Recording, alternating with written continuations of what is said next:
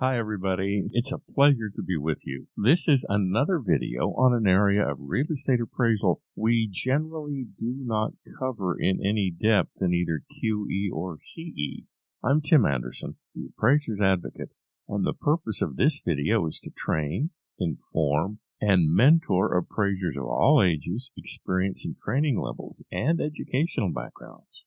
With the materials we cover in these videos, it's possible you'll be able to spend more time appraising and less time worrying about learning techniques and mastering protocols.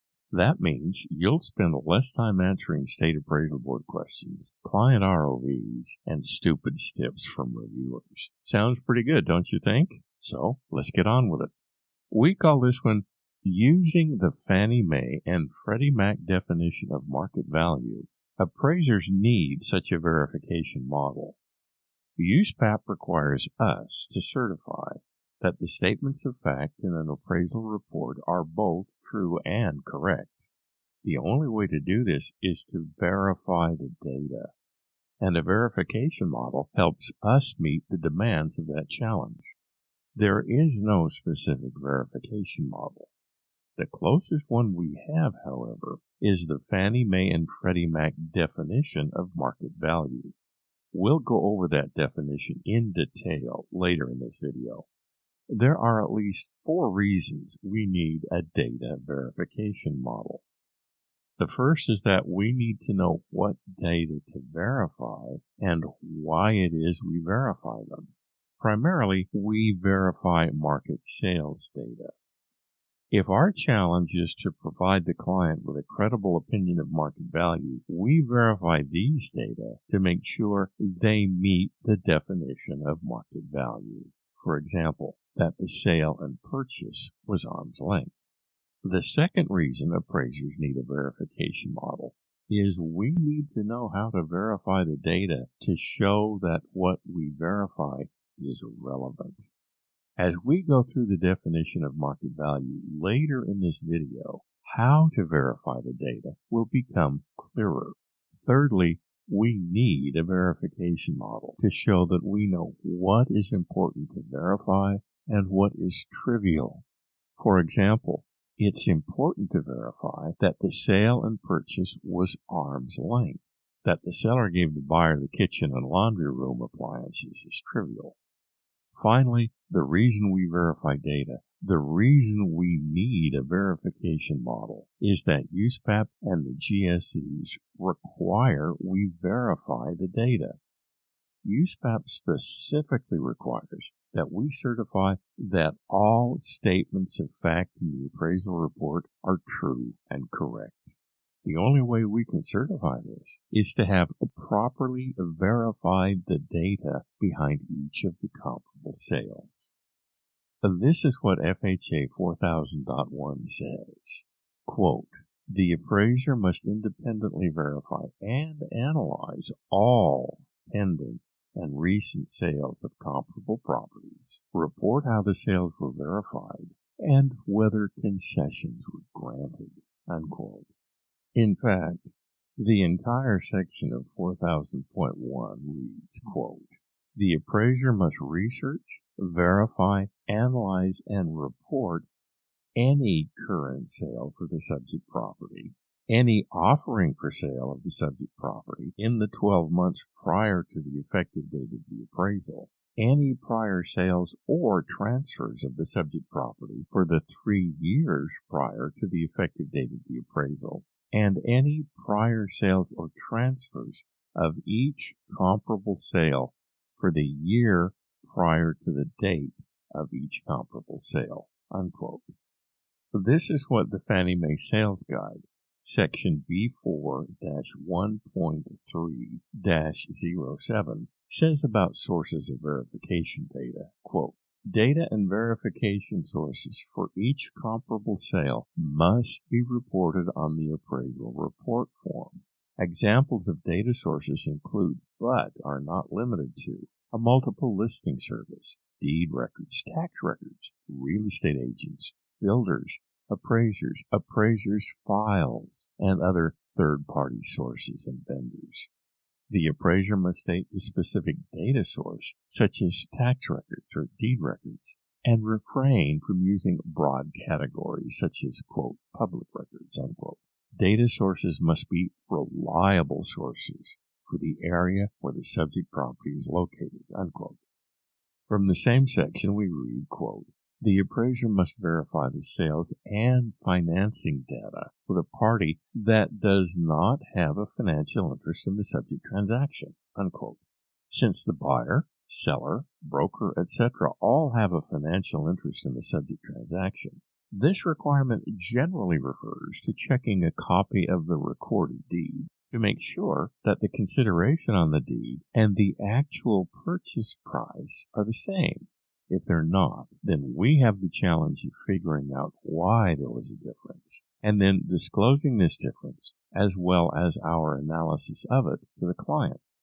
I'm continuing to read from Fannie Mae Selling Guide. Quote, examples of verification sources include, but are not limited to, the buyer, seller, listing agent, selling agent, and closing documents in certain situations.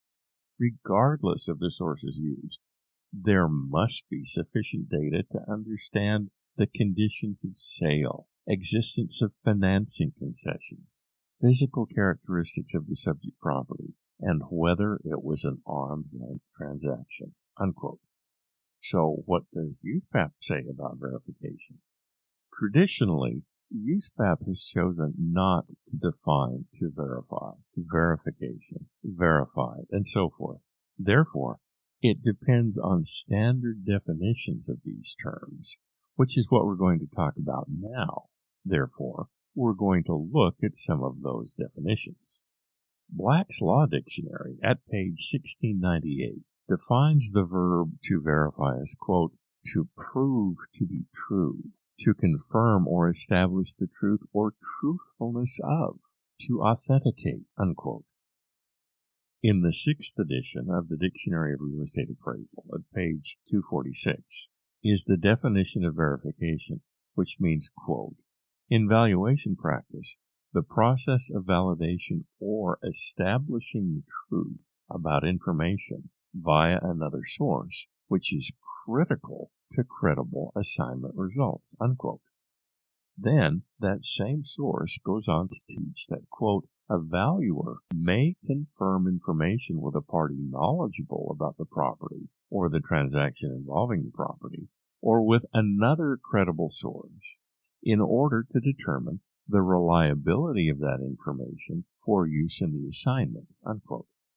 Now, let's take a look at what USPAP 2024 says about our verification responsibilities. This is in part from SR2-3, the Certification Standards Rule. Quote, I certify that, to the best of my knowledge and belief, the statements of fact contained in the report are true and correct. I have no bias with respect to the property that is the subject of this report or to the parties involved with this assignment, and my analyses, opinions, and conclusions were developed, and this report has been prepared in conformity with USPAP, unquote. We have already read what USPAP's Standards Rule 1-4 says about verification. Okay, so how do we appraisers verify all this information? First, we go to the Fannie and Freddie default definition of market value. For simplicity's sake, we go to section B4-1.1-01 to see the definition and verification model. This is a long definition, and we're going to consider all its components. The Fannie Mae and Freddie Mac definition of market value serve as the verification model. According to Fannie and Freddie's definition, quote, market value is the most probable price that a property should bring in a competitive and open market, unquote. Now, let's stop for a minute to consider that market value is the most probable price. It's not necessarily the price at which the property sold. Okay, now let's get back to the definition. Quote, Under all conditions requisite to a fair sale, the buyer and seller each acting prudently, knowledgeably, and assuming the price is not affected by undue stimulus. Continuing with the quote, implicit in this definition is the consummation of a sale as of a specified date and the passing of title from seller to buyer under conditions whereby buyer and seller are typically motivated. Both parties are well informed or well advised, and each is acting in what they consider to be their own best interest. A reasonable time is allowed for exposure in the open market. We're going to stop here for a minute. Nobody has a clue what, quote, a reasonable time, unquote, means. In an abnormally hot market, this literally may mean one open house on a Sunday afternoon during which 4 offers come in. Note the term, quote, exposure in the open market, unquote, does not limit itself solely and exclusively to exposure to the local MLS. Any medium by which the seller exposes the property to the open market is, quote, exposure to the open market, unquote. This could mean something no more complex than sending letters to neighbors soliciting offers.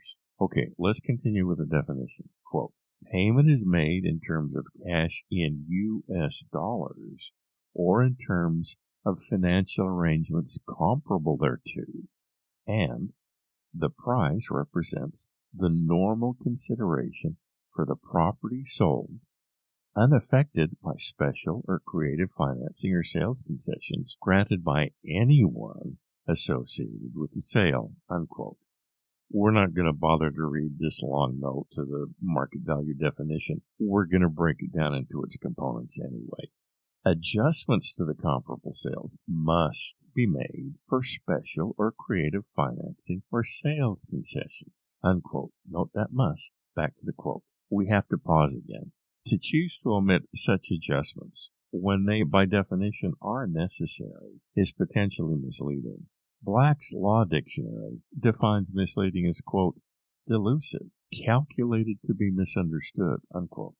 In other words, to omit such adjustments when they're necessary misleads the client and intended user. It misleads them since they have the right to conclude we are competent to complete the appraisal assignment in compliance with our contractual and ethical obligations to do so. Note further, it's not the call of the client, the AMC, nor the reviewer to tell the appraiser if and when cash equivalency adjustments are necessary or even proper. Under USPAP and all the selling guides, that latitude, that burden is solely the appraiser. Now let's get back to dissecting the quote. Quote, no adjustments are necessary for those costs that are normally paid by sellers as a result of tradition or law in a market area. These costs are readily identifiable because the seller pays these costs in virtually all sales transactions. It's time to stop again. But this refers only to those times, circumstances, in which the seller pays those costs and fees, etc., that the seller does not typically pay. It's only when the seller pays costs and fees the seller normally does not pay that we need to worry about cash equivalency. Remember that this definition allows the purchase and sale of real property on a cash basis only. It does not allow the purchase and sale of the real property if any financing or sales concessions affected that price. Note this caveat as we go back to the text of the definition. Quote, special or creative financing adjustments can be made to the comparable property by comparisons to financing terms offered by a third-party institutional lender that is not already involved in the property or transaction. Unquote. Now we got to stop again. In essence, what this means is that if, under the contract provisions, the seller would pay no more than its standard and typical closing costs, then cash equivalency is not an issue, and there is no reason to make a cash equivalency adjustment. Remember, we appraisers are responsible for choosing to make or not make an adjustment. The review appraiser does not have this responsibility or authority. To cede this responsibility or authority to the reviewer, the AMC, the lender, the client, or to whomever is to abandon our ethical responsibilities to be independent, impartial, and objective. Let's get back to the definition. Quote, any cash equivalency adjustment should not be calculated on a mechanical dollar-for-dollar cost of the financing or concession, but the dollar amount of any adjustment should approximate the market's reaction to the financing or concessions based on the appraiser's judgment. Unquote. It's up to the appraiser to judge the approximate quantity of the sales and or financing adjustments. Therefore, it's up to the appraiser to have market support for that judgment, too. So, how does this definition of market value act as a verification model? Holy cow, we're 41 slides into the presentation, but we're just getting to this part now? Yes, but we had to set the stage first. So, how does the definition of market value act as a verification model? The components of the definition of market value give us the questions to ask to verify to get at the truth of any individual transaction. Because now we have the relevant questions to ask. We can now ask them of those who are in the position to answer them. This is in lieu of merely hoping the MLS is correct, when it is common knowledge that those who enter data into the MLS are sometimes, how shall we say, casual about the accuracy of the data they enter. We must also understand the MLS exists to sell individual parcels of real estate. It does not exist to aid appraisers in their analyses of entire real estate markets. We use MLS data to aid us in meeting that challenge, but we must arrive at our conclusions independently, impartially, and objectively, any bias in the MLS data notwithstanding. That's why we verify it, to make sure we remove from it any bias, inaccuracies, or untruths. And to whom do we put these questions? Ideally, and when possible, we now know to ask these questions of buyers, sellers, brokers, lenders, builders, closing agents, attorneys, other appraisers, and so forth. These are those to whom we put the questions, since they are the ones with the answers. And the proper answers are those that allow us to certify that the statements of fact in the appraisal report are true and correct. When the data we give are those of arm's length transactions in a given market, then the answers that we get from analyzing those data are a credible indication of the subject property's market value. And when we provide our clients with credible and market-supported answers, our clients are going to continue to use us rather than AVMs, evaluations, broker price opinions, and so forth. And you know what? That level of service, that broad scope of work only appraisers can provide, is something we appraisers can take all the way to the bank. Thanks for checking out this video on using the Fannie Mae and Freddie Mac definition of market value as a verification model. We have more videos coming too. If you have any questions, first hit those like and subscribe buttons. Then go to my website, theappraisersadvocate.com, and through the Calendly function, schedule a meeting with me. It will be an honor to work with you and a pleasure to know you. My best to you and yours. Be safe and well. Thanks.